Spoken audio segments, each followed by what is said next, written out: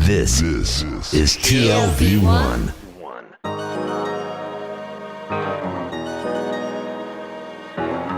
The Tel Aviv Review. Hello and welcome to the Tel Aviv Review, a program dedicated to books and ideas in Israel as well as many other things, brought to you by the Van Leer Jerusalem Institute, which promotes humanistic, democratic and liberal values in the social discourse in Israel. I'm your host, Gilad Halpern, and this episode is being recorded in Cape Town, South Africa, as part of the Mervyn Smith Memorial podcast series on South African Jewry. Mervyn Smith was an attorney and community leader, and this interview is recorded in his memory. My guest today is a sociologist affiliated with the Institute for Humanities in Africa at the University of Cape Town, who has written extensively on apartheid and post-apartheid South Africa. Professor Deborah Posel, hello and welcome to the Tel Aviv Review. Hello, Gilad. Thank you for inviting me. So wherever I go here, I hear that even now, a quarter of a century on, after the demise of apartheid, it is still alive and kicking. That racial separateness may no longer be the norm, but it is very much a reality. Is this a fair description, or is it just a good soundbite? Okay, so I'm an academic, right? So I deal in complexity. So I'm going to say yes and no, elements of both. So let me start with the positive side. I remember I have very strong memories of apartheid. I grew up in apartheid South Africa. And I think those of us who have will be unambiguous in acknowledging that racially things have changed, and they've changed for the better. And I think some of the younger South Africans who are very angry about the ways in which racial segregation has persisted didn't experience that. So let me just remind people of what daily realities under apartheid were like. Okay, I studied at the University of Witwatersrand. I had very, very few black students in my class, almost none, because they could only study there by very special permission of some other government minister. If I had a black friend, I wanted to go out. We couldn't go to a film together. We couldn't go to any restaurant together that served alcohol. We basically had to socialize at one or other of our houses. And it was usually mine because a black person tended to live in a township, and it was not easy and not considered appropriate for white people to be in those areas, although that changed towards the end. In other words, black people were incredibly restricted in where they could go, where they could work, what forms of leisure they were permitted. And those were kind of accepted as the daily common sense reality of race in apartheid South Africa. And of course, I'm omitting the political and legal realities of racial segregation in South Africa. You know, we have been the most racialized society in the world, and partly that was due to the legalization of racial segregation and the bureaucratization. So even more than Jim Crow South? Much more. Yeah. So we had a legal system which produced laws that regulated what black people how they could get educated, what work they could take, where they could live, who they could marry, who they could sleep with, and of course, the extent to which they could participate politically. Okay, so no vote for the black majority in what was called the Republic of South Africa, as opposed to the sort of Mickey Mouse Bantustans, where supposedly ethnic groups had their own separate polities. Okay, so we must remember that, because that was a massive labyrinthine legal bureaucratic apparatus of racial discrimination that attended with this kind of racial common sense that I spoke about, where it was sort of everyday practice for different races to live very separate lives.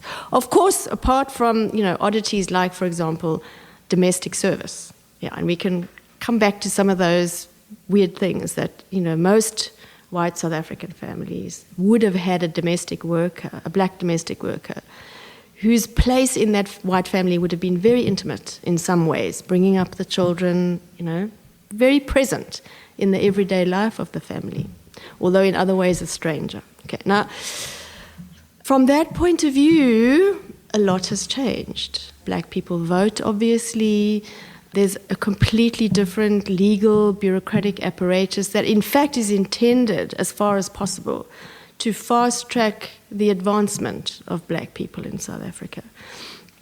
Socially, that sort of everyday experience of racial differentiation has changed in some fundamental ways. Okay, so that's the no bit in answer to your question. The yes bit. Why is there still a sense that apartheid has not died entirely? Because indeed it hasn't.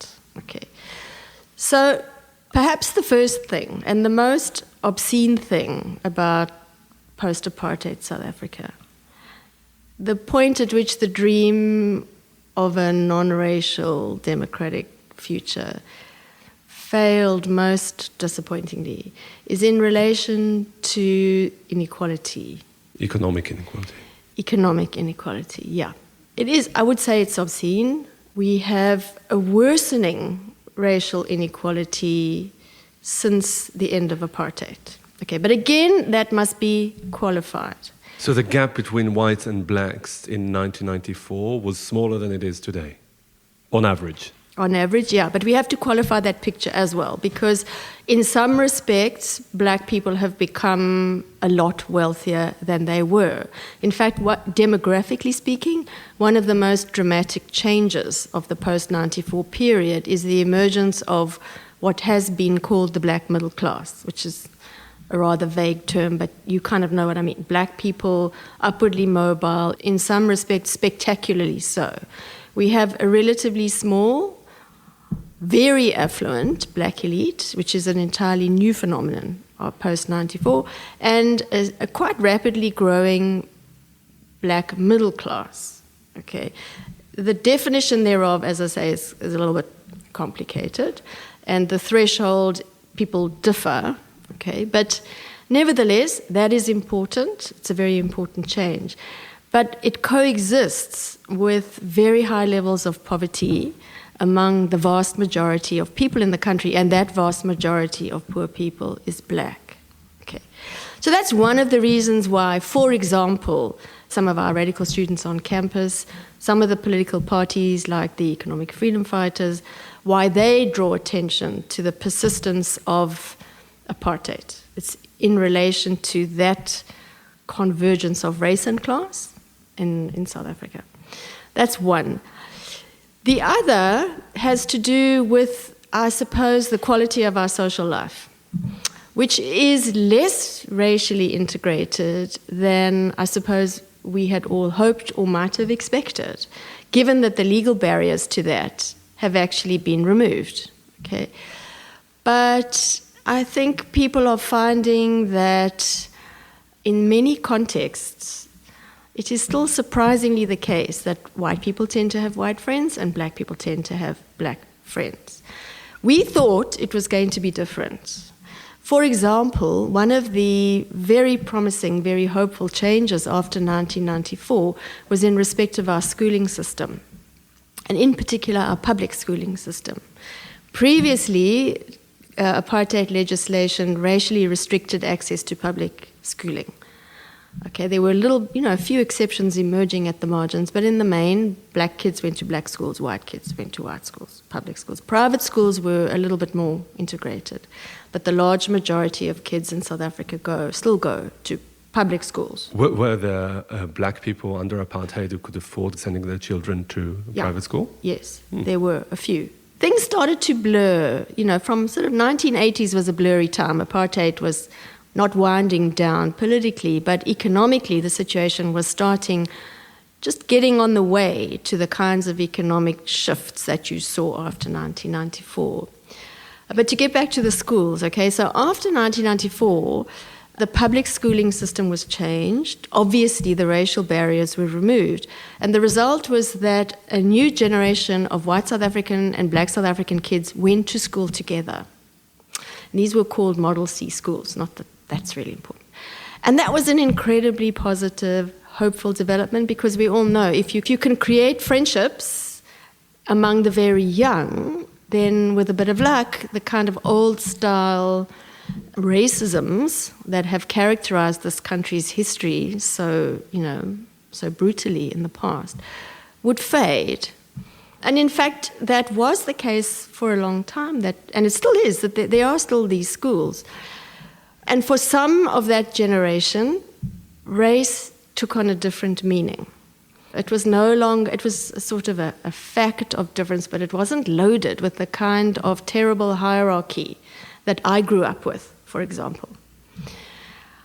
One of the things that So what was it like? The racial prejudices? That I grew up with? No, the new ones. How are they different? Okay, so where are the new racial prejudices coming from, you mean? If the schooling offered this promise. Mm-hmm. Okay.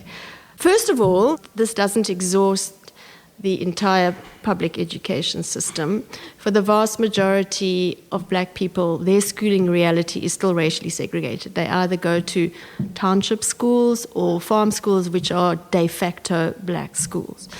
But I think perhaps one of the most vociferous sides of the post-apartheid anger, okay, the anger about racism still persists, is, for example, in our universities. And I mean, I'm at UCT, we've all been very much in the midst of a second generation, I would say, post-apartheid anger at, say, for example, the rainbowism, so-called, that Mandela sold to South Africans with all the hope of non-racialism that went with it. For all the experience of integrated schooling, which some of those students have had, they are increasingly angry that they still experience, in subtle ways, a reality of white supremacy. At least that's what they say.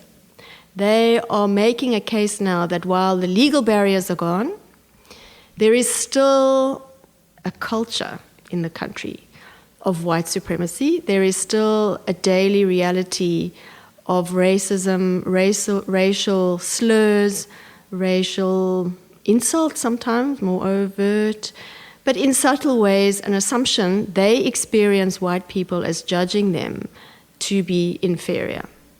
And there are many instances thereof, but there is also at the same time, along with this growing anger about that, a tendency on the part of black people also to judge white people very negatively.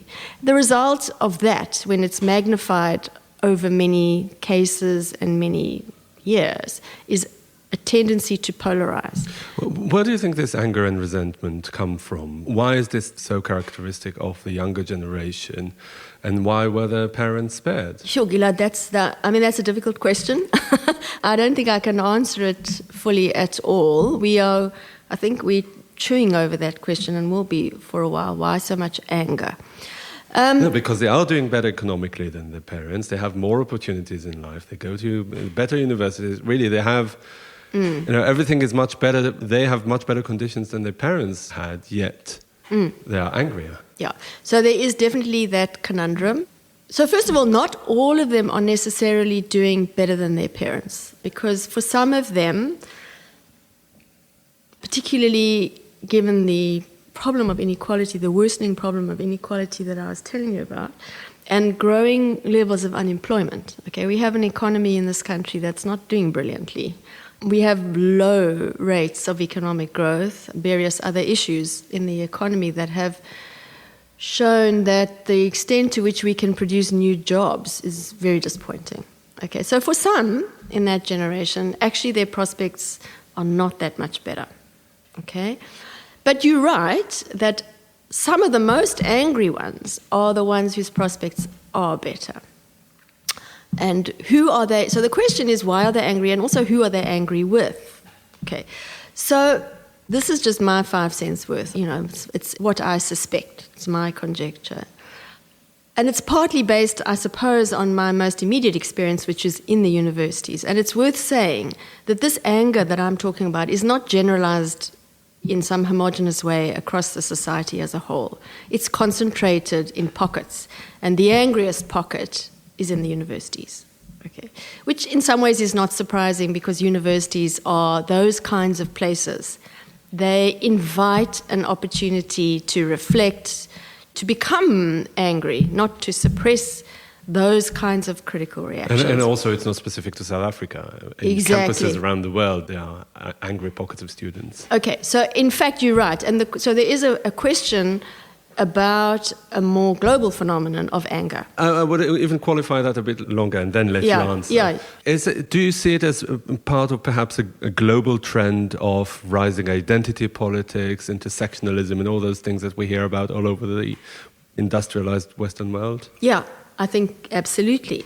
For example, if you look at the student politics at UCT, at the University of Cape Town, it's certainly the case that various student groupings or have been articulating a certain anger at what they thought was the sort of slow pace of deracialization or of the kind of appropriate change that they wanted to see, the abolition of racism mainly in post-apartheid South Africa, before the upsurge of black identity politics in the States. Okay, I'm thinking now of the hashtag Black Lives Matter. But it's very interesting. There's a moment in the organization of the student movement here at UCT, the fullest student movement, when the hashtag arrives, Black Lives Matter, and there's a sense among students that their struggle is inextricable from a wider racial struggle. And yes, they embrace the language of intersectionality. They're a series of social theorists and political scientists that they start reading that very much link a post-colonial experience or an aspiration to decoloniality in South Africa with a place like America. And absolutely, there is a newly strident, newly aggressive version of black identity that emerges from that kind of conjunction. How big is it? I mean, is it? It's not big. Not big. So No. we're just talking about. It's vociferous. It's very vociferous, but. Okay, well, again, how big is big, you know? So let me put it this way. We have, and I'm talking just right now about UCT. One could speak about the student movement as a whole, but I'm less au fait with exact numbers. At UCT, we have a student body at the moment of around 28,000. At the peak of the student protests, I would say we had 1,000 students involved. So on the one hand, that's a lot of angry voices. 1,000 people, you know, makes for a fairly impressive crowd, and you can't ignore 1,000 angry people. On the other hand, it's a very small proportion. Have they exceeded the boundaries of the university? Have they entered the the media discourse in any very much remarkable so. way? Yeah. So part of the phenomenon of today's identity politics is social media, right? The hashtag phenomenon is a social media phenomenon. So this is an identity politics that, if nothing else, is relayed 24/7 on social media, which means that it sort of punches above its physical material weight, if you like. It's loud. It's loud, it's amplified, it's very vocal by virtue of the medium that it understands perfectly well. But still, when it comes to established politics, you mentioned the freedom fighters. Yeah. They're an offshoot of the ANC, but they have been, if I understand correctly, the leader, Julius Malema, was kicked out from the ANC. Indeed. Because of his radical politics. So how do they integrate into mainstream politics, if at all? That's another fairly big question, is how has the recent student protest movement, which has been a national movement, how has it articulated with national politics? That is partly a question about national party politics, but not only, because there are also a series of social movements nationally which are not limited to university campuses, where there's some seepage into other areas of the country. Okay, so let's just talk first about party politics. You mentioned the EFF.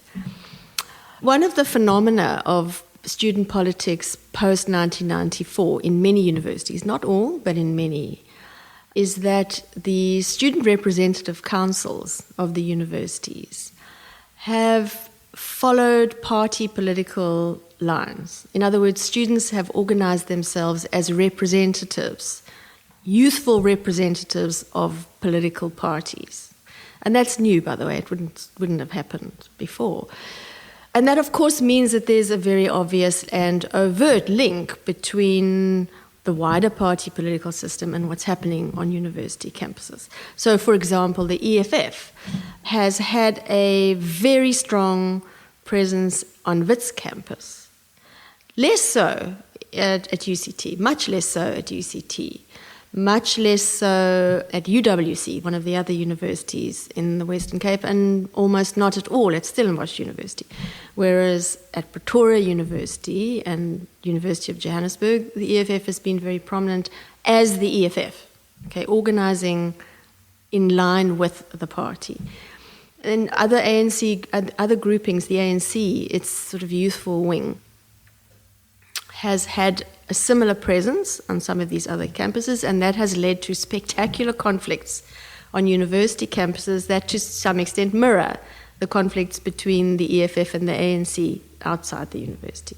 So yeah, there is that. There are other linkages that I think we haven't quite worked out yet. To what extent, for example, have these protests been led from within the campuses with reference to outside politics, or to what extent have the dynamics on campus actually been driven and initiated from outside?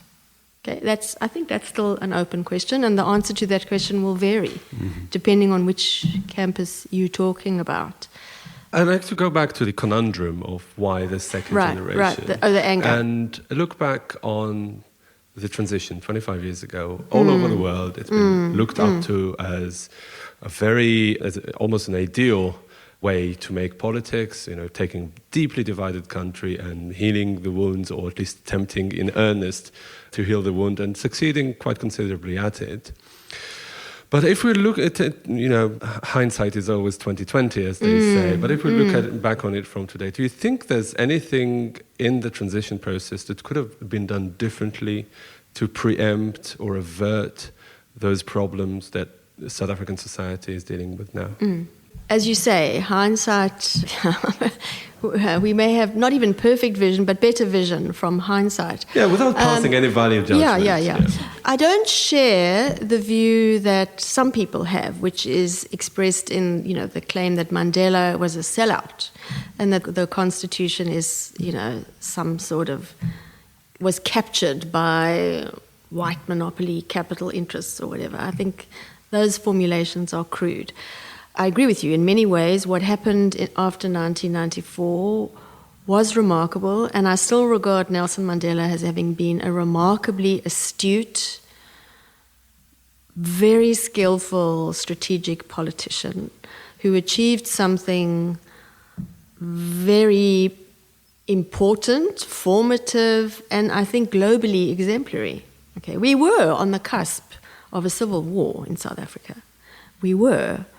And there's no doubt about the fact that without a person like him, and it wasn't of course only him, but those around him. A civil war between whites and blacks. That's what you mean. Well, no. At the time, it was manifesting as a civil war within the black population between different sections. It was at that time partly ethnically constituted, but we were a very violently divided country.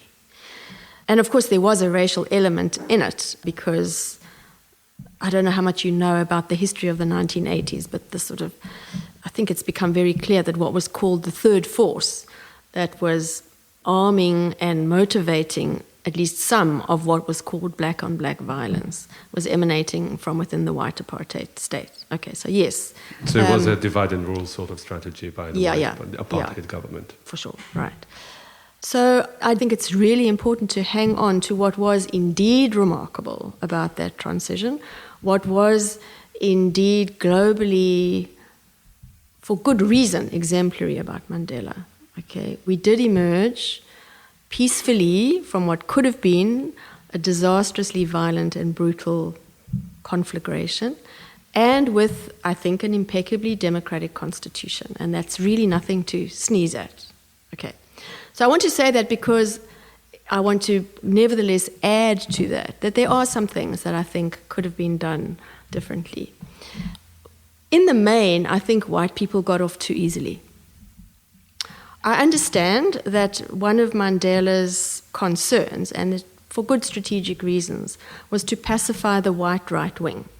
So part of the reaction to the pending democratization of South Africa was this kind of sudden flare-up of a very reactionary white right wing in the early 1990s. And it is, that phenomenon doesn't exist of note in South Africa now. There are some right-wing loonies, yes, but I think it has largely been demobilized, and that is thanks to the efforts that went into that early negotiating period.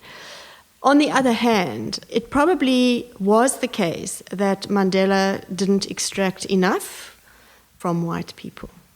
If you look at the course of the Truth and Reconciliation Commission, which was probably one of the showcase institutions of that Mandela moment, let's say, I think it was very disappointing that the key exponents of apartheid, those who really masterminded and should take chief responsibility for the gross human rights violations that were under scrutiny by that commission, just got off really scot-free. It was in the name of the politics of compromise at the time, but I think that the Truth and Reconciliation Commission could have pushed harder. They had powers of subpoena.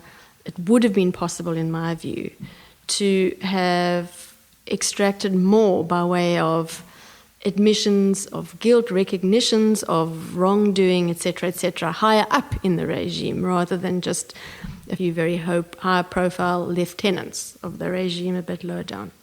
I think there should have been more reparation.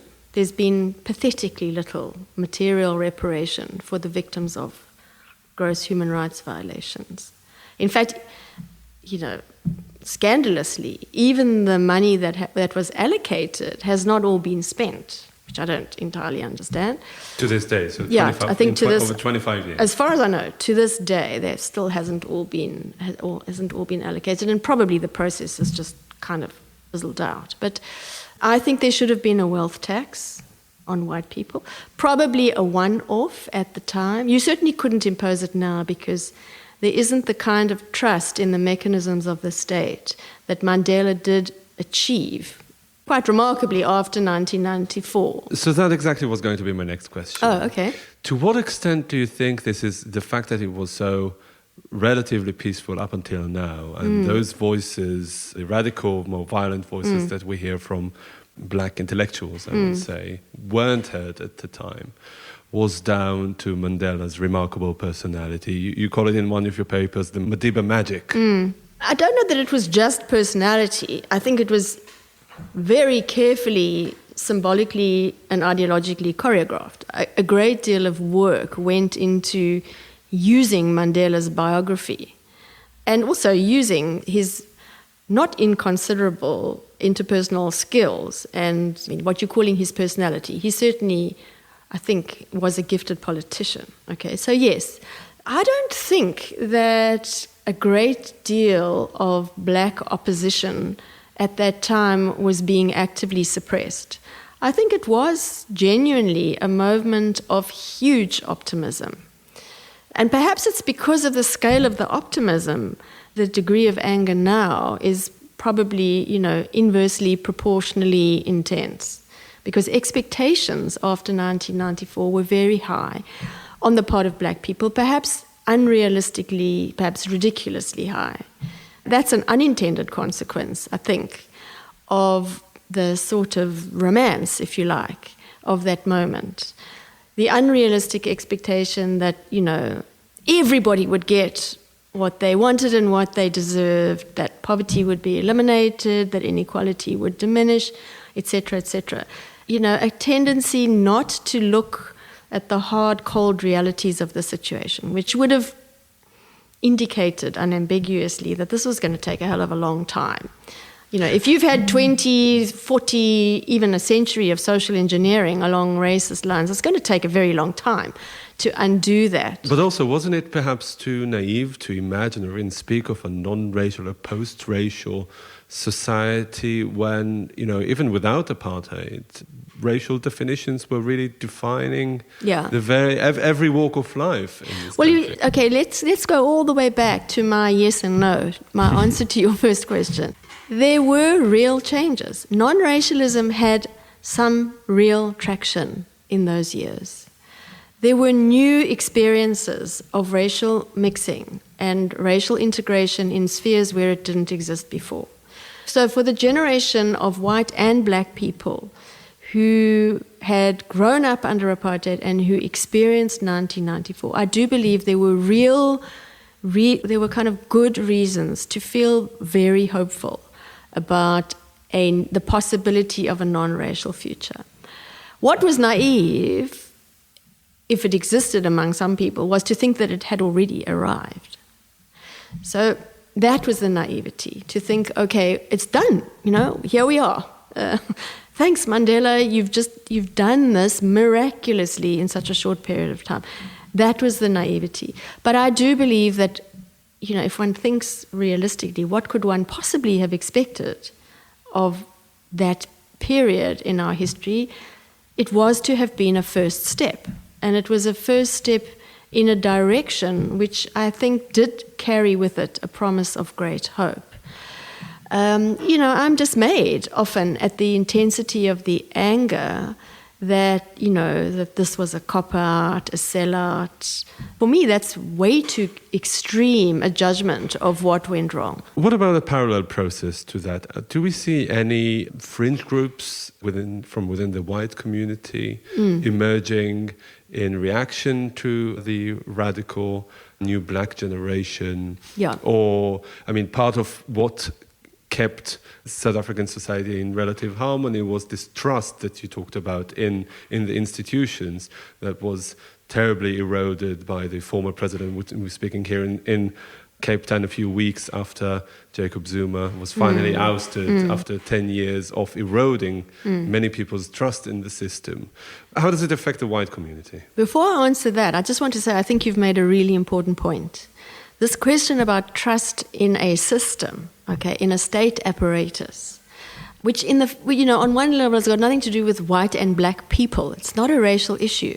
It's an issue about the capacity of a state to legitimize itself and to produce a kind of a social contract, right? A recognition that we surrender some of the classic version of how the social contract emerges, right, between citizens and states, that we relinquish the right to violence on the understanding that the state acts on our behalf in fair, impartial, rule-bound ways,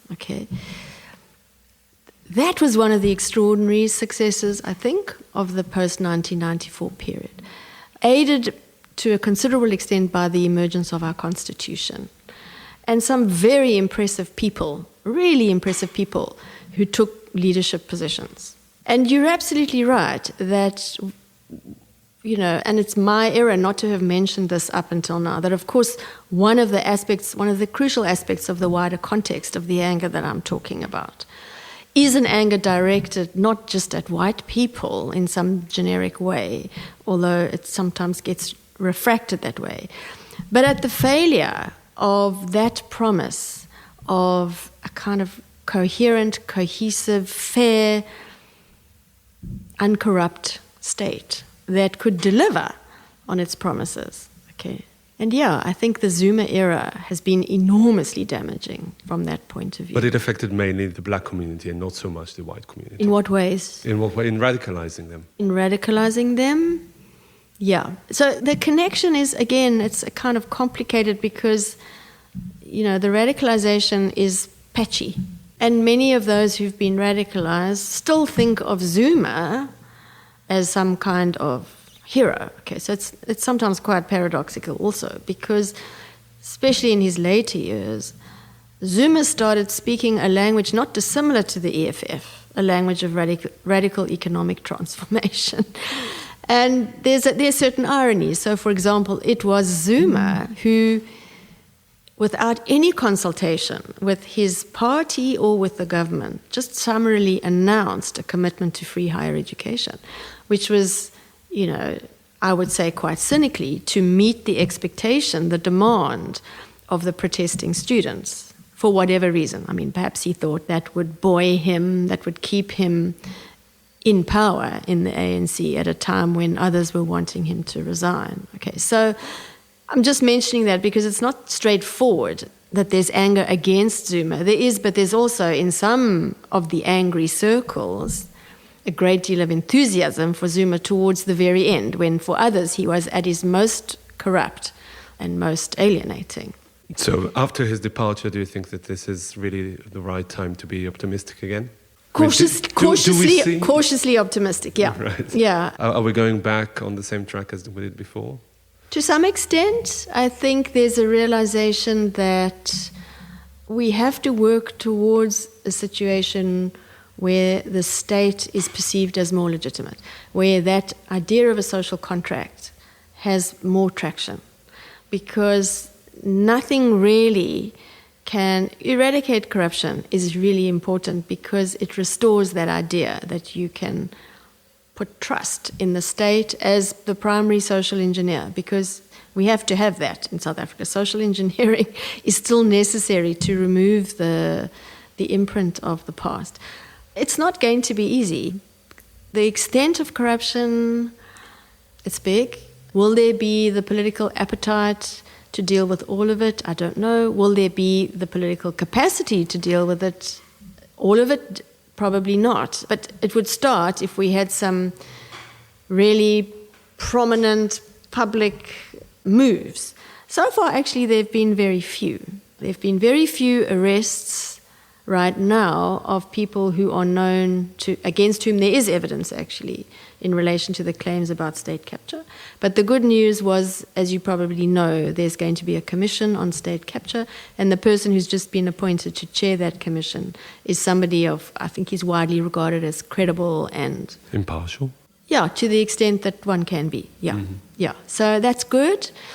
Optimistic, I think Cyril Ramaphosa is going to have to demonstrate that he is the president of the country rather than president of the ANC, and that he will put the interests of the country ahead of the interests of the party. That's not absolutely clear yet. He's still being constrained by what has clearly been a very bitter struggle in the party, and his hold on power is precarious. So that explains why he's so cautious. I think I really have no choice but to come back here to Cape Town down the line and have this interview and see with you for again. yourself. Exactly. Yeah. Professor Deborah Posel, thank you very much for joining us today. It's a pleasure. Nice to talk to you. And also big thanks to Gizem Ozdemir, our sound engineer, to Itai Shelem, our producer, to the Van Leer Institute for their support, and especially to the Melvin Smith Memorial Fund for making this interview possible. We would also like to thank Peter Frey and Carrie Shapiro and the Romay Foundation, who made a very generous contribution to the Tel Aviv Review, and to those of you out there supporting us through Patreon. If you like what we do here, almost as much as we do, please consider becoming a patron. Just go to our website, scroll down, and click the Become a Patron button. You'll get plenty of perks in return. In the meantime, don't forget to check out our archive. There are more than 400 interviews to keep you busy, entertained, and hopefully annoyed. Like us on Facebook. Our page is called the Tel Aviv Review, Ideas from Israel, and follow me and my co-host Dalia on Twitter. Join us again next week for another edition of the Tel Aviv Review, and until then, goodbye.